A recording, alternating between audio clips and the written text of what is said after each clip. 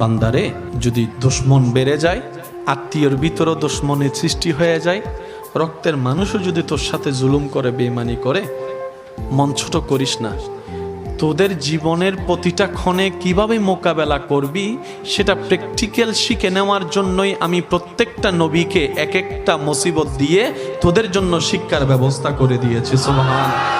তোদের উপর যখন আপনরা বেশি কষ্ট দিবে, জুলুম করবে, ইউসুফ নবীর জীবনীটা একটু খেয়াল করিস। ইউসুফ নবীর জীবনীটা একটু খেয়াল করিস।